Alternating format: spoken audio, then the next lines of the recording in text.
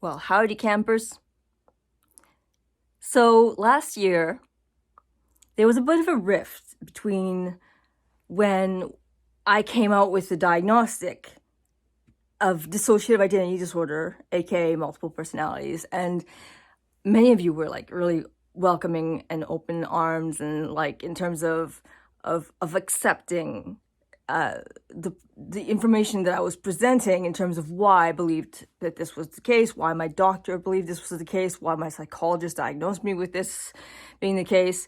But not everyone bought it. And some people were saying, well, maybe you misled your psychologist, or they misled you, or maybe there was something going on that was like, you're buying into things that aren't really there, or this is bullshit, you're trying to get attention.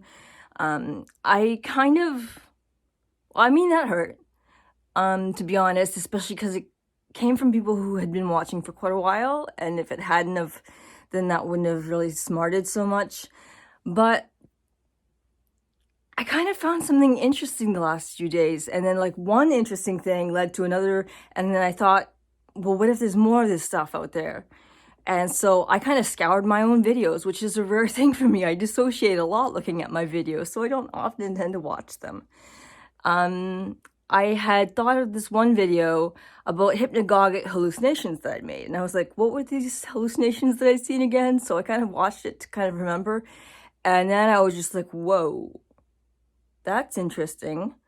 So I'm going to share with you a few of these scenes that I found so interesting with regard to having spoken about dissociative identity disorder and I mean years before anything was ever proposed to me in some iatrogenic or whatever, a situation of therapy or psychiatry. Years before I ever mentioned it on YouTube. It didn't just come out of the blue. So I want to share those things with you and kind of play it and make a commentary. I kind of made a compilation of the video, and discuss them a little bit and present them and see my point of view of what they mean. And hopefully also you can draw your own conclusions. So I realized that I was supposed to be making a separate channel for this topic, but since these videos that I'm showing you are on this channel, historically, like on this channel of Idranktheseawater, this is where I really wanted to have this video be. Well, voila. There's that chick, which would be me, and she's a little bit misguided, or I'm a little misguided. I was a little misguided in terms of what I thought the situation was, but it still indicates that I felt like there was more than just me. Actually, it's not a disorder. It was just a quirk. It's just a quirk, and just a coping mechanism that I had at the time. Not really a split personality, but I had sort of two Melissas. Well, not really a Melissa. Another person. Sort of another person. Because I had a name for her.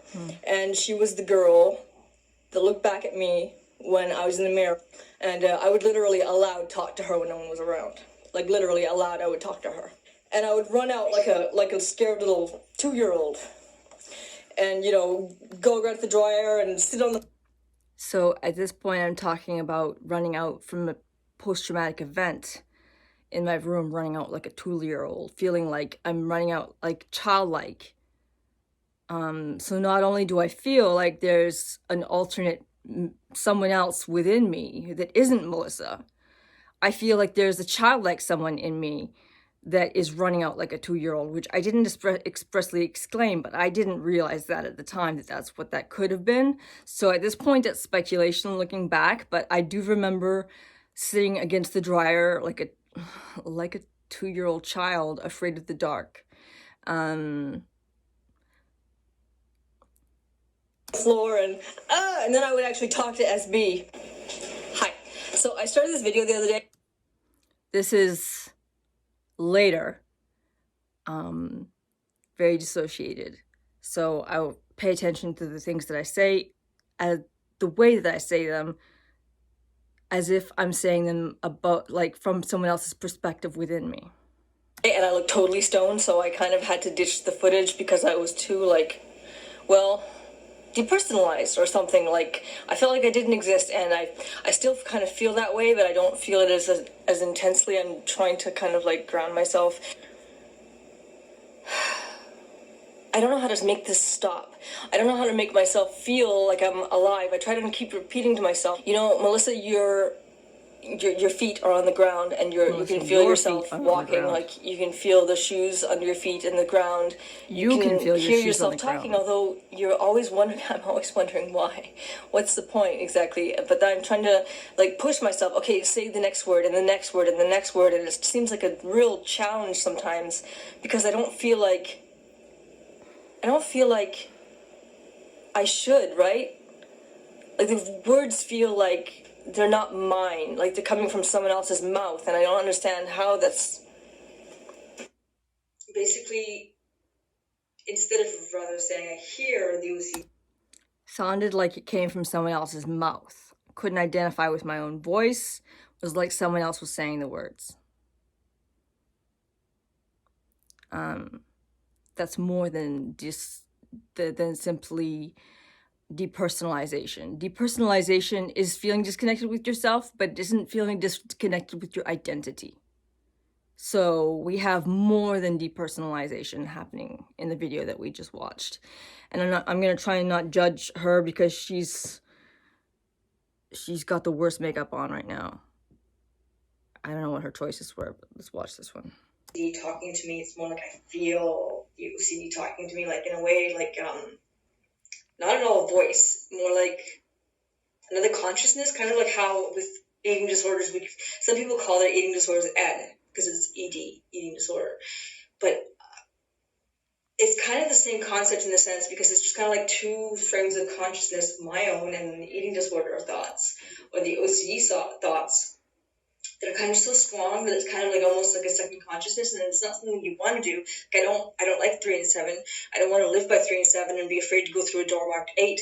I hate it, and there's nothing good about it. I don't know why I would do it exactly, aside from that it's thoughts that are too strong for me to let it go. So it's more like the thoughts are stronger than my thoughts, and I give in to them out of anxiety. I wanted to... Sounds like I wasn't recognizing that there really was I was talking about it like it was a second consciousness, which is really what it does feel like. It feels like there's my consciousness and another awareness pushing thoughts on me, not just like intrusive thoughts, but an awareness giving their opinion on what I should be doing and what I should be obsessing over and commanding me to obsess over.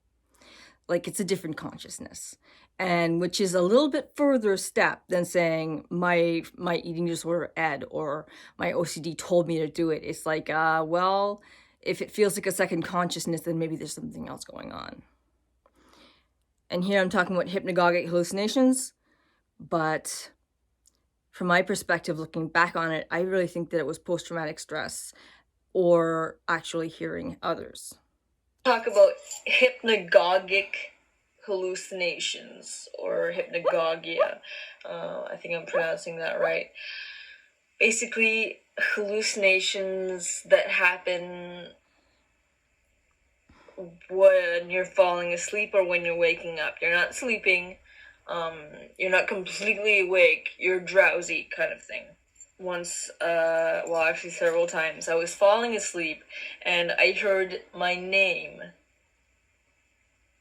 in my voice, like myself saying my name, and it was just like, sounded like it was coming from inside my head, which was weird. And at the time I knew a lot about DID, Dissociative Identity Disorder, and often with DID, contrary to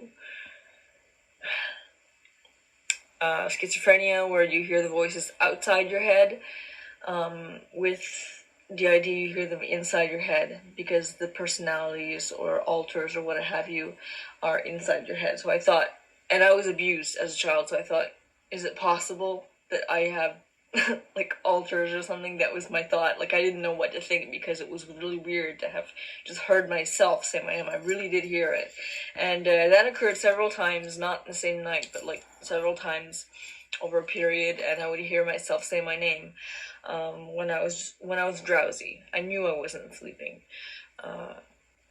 Anyways, later on.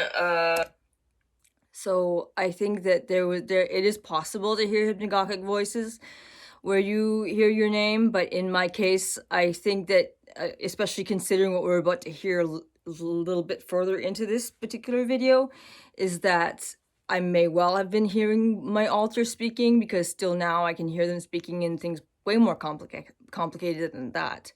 Than simply my name. I drop into conversations that they don't know that I can hear. They're saying random things that I can't necessarily pick up context, and they don't expect me to hear them, kind of like it broke through some kind of subconscious wall, and they realize it too. So, and this dream state where you're kind of groggy is a state of dissociation, and it is much easier to hear your alters. I've gone and done the research and to make sure that this was a valid theory. I think it was like a year or two ago. I thought it was due to medication, but like I was living with my sister.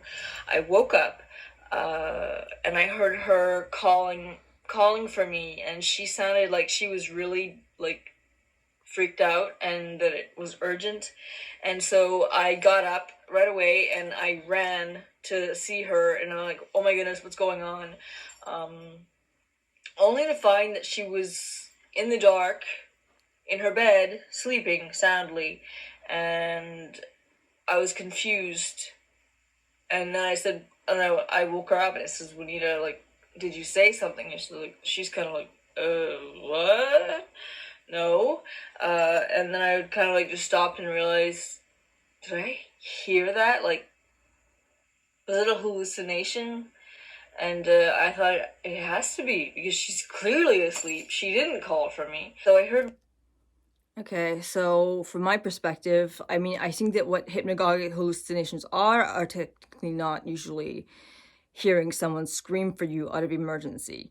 Maybe they can be, but again, with the context of what I'm going into, it sounded a little bit like I was not experiencing a hypnagogic hallucination. I was dissociating. I was experiencing more like remembering a replay of my sister calling my name when she really did need help. And I'm about to mention someone getting... Okay, so the words are indicating of something triggering, but they don't discuss that triggering thing in detail. Just so that you know, because some people might be triggered by the word RAPE. But it's talking about the reference to it. So if that's a trigger for you, you can skip over the next few minutes. Lisa being raped and calling out for help, and the thrashing around and all this stuff, and I was just freaked out. But I realized that it wasn't actually happening. I didn't know why I was hearing it. I thought it has to be due to the medication. So I couldn't do anything anyways. I couldn't get out of bed. I was completely conscious, and I just didn't know what to do because I knew that it wasn't actually there. So like I'm like, there's nothing to do. It's not actually happening tonight. So I thought at the time, I'm hearing this violent, once again, the trigger word rape happening, that I'm hearing it happening. And my assumption is, oh, it's Lisa, because I knew someone that had been hurt, but I'd never experienced hearing what happened to them. I had experienced hearing what happened to me. I just didn't put the dots together that what I was hearing could have been a flashback, where my emotions might have been detached from it, but I was hearing the past. So I don't believe that these were hypnagogic hallucinations. I think that this was flashbacks. I have this weird sensation throughout my whole body, like I'm trying to, like I'm waking up and falling asleep and waking up and falling asleep, and I have this weird like sensation like I'm being pushed down into the bed, and there's actually part of me that's like completely squished down, and another part of me kind of like I have two alternate me's or like realities or something, and like I'm higher, and then I'm just it's an awful feeling. I did not like it at all. Alternate maze, being pushed down by possibly, if it's a flashback, I mean that's someone on top of you, then the feeling of someone on top of you and you're getting smushed into the mattress. But then the dissociation makes you split into two consciousness. I'll replay it.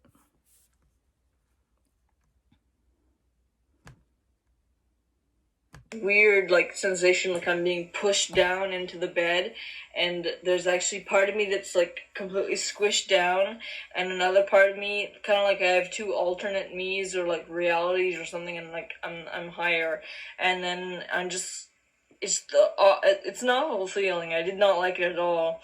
And my heart was being squeezed because I was very anxious of what was going on. The kind of fantasy. Now I talk about fantasies, maladaptive daydreaming. I bring this up because that is something very common with DID. It's less common to have maladaptive daydreaming and to have DID, but if you have DID, it's quite common to also have maladaptive daydreaming. Fantasies that I'm talking about is like kind of like an alternate reality where you have this reality where Melissa, she's in her room and she's in Quebec, and I got my brother next door, and this reality. And then there's a reality inside my head that can be something completely different, where I could have a different name, I could have a different identity, I could live somewhere else. No different people have different relationships, friendships, boyfriends, and all that kind of thing. I was in that reality. I had a different name. I had a different location and friends and experiences, and I was able to talk about the things that I was going through, because like at home in the reality, which, and by the way, I knew which was real, which reality was real and which was not. Like people who like this, they know what is real reality. But I was, oh crap, now I got sidetracked.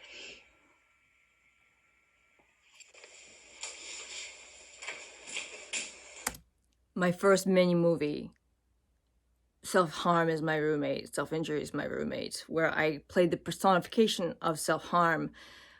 This movie was a little bit more than just the personification of self-harm to me. Good morning.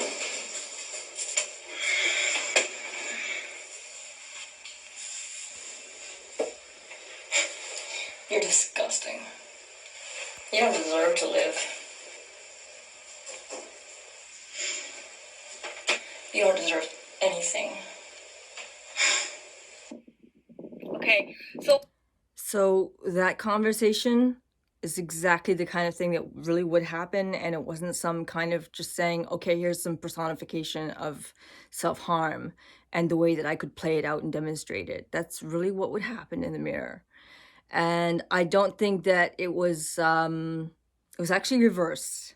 It was me playing out someone else talking to me, except that I didn't realize what switching was at the time.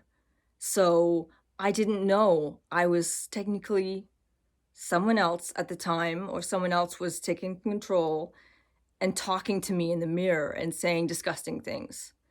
I'm just realizing it this last week because of things that have been unrolling with the same situation. That was someone else talking to me in a very hateful way.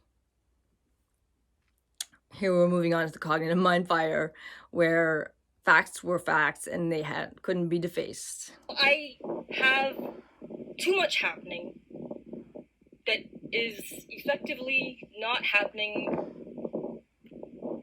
or happening in too many ways, of constructs of reality and causation to reality and effective results of things that cause other causations, and my capacity to explain it was off. Like, I was thinking in a very different way. I was processing like I was a different person, and I didn't know how to identify with that process and how to communicate with it. I was processing like I was a different person, and I didn't know how to identify with it. So basically, a lot of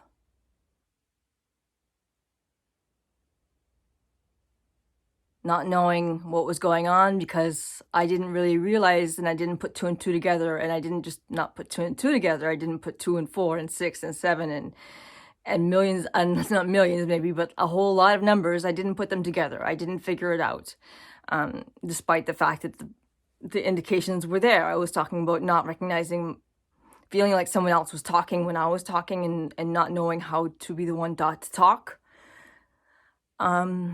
I was experiencing flashbacks. I was experiencing dissociative states where I literally split from my identity, and I was protected higher up when the other identity was the one that stayed down. I don't know. I think that there's something there.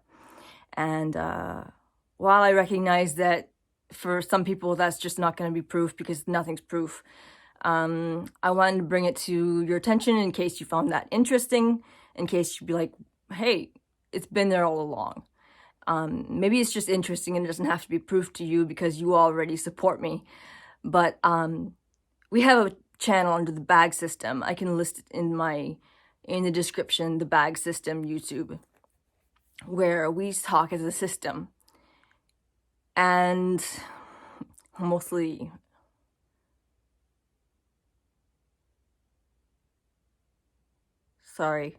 dissociating. Mostly it's me that talks. Yeah. So we're going to end that there. If you guys have any questions about whatever you've seen here, if you've got your own opinions about whatever you've seen in that video, it's possible that I've been off about something. I could probably go into a little bit more detail about the person that was talking to me in the mirror on the Bag System channel. So you can find a bit of an update from what I'm talking here over there. So if you're interested in hearing anything about dissociative identity disorder aspect of my life, of our lives, then you can find it at the Bag System. Oh, and we have our podcast, thebagsystem.com, where you can hear me talk about our experiences with dissociative identity disorder. I'm pretty proud of it. It's going well. Thebagsystem.com.